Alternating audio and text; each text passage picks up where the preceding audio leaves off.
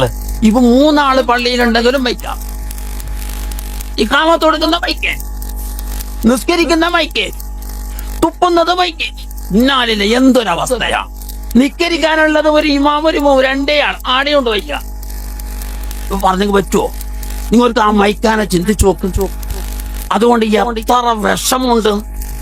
ഈ രണ്ടാള് നിസ്കരിച്ചു, ഒരു മൂന്നാമത്തവനാടെ മസ്തൂക്കായിട്ട് നിസ്കരിച്ചാൽ, പിന്തി വന്ന് നിസ്കരിച്ചാൽ, ഈ മൈക്കയിൽ ഇവന്റെ ശബ്ദം.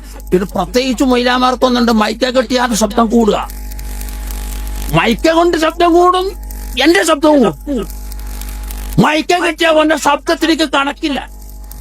വെള്ളത്തര ആർപ്പെട്ട കൊടുക്കുകയും ഈ മൈക്കന്റെ മുന്നിൽ അവൻ ദിക്റും അവൻ അദാനും അവൻ ഇഖാമത്ത്, ഈ നിസ്കാരവും ഈ ദിക്റും ഒക്കെ ചൊല്ലിയിട്ട് ആ മസ്ലൂക്കിലേക്ക് തശ്വീഷ് ഉണ്ടെങ്കിൽ തനിച്ച ഹറാമല്ലേ? തോന്നിയാസയാ. പള്ളി അസാരത്തിനുള്ളത് നിസ്കാരത്തിലേക്കാണ്. നിസ്കാരത്തിലേക്ക് ശല്യം വരുന്ന ഒരു സാധനവും പള്ളിയിൽ പറ്റൂല. ഇത് ഞാൻ പറഞ്ഞതിന്റെ മുത്തതിയാ കുഞ്ഞുങ്ങൾ.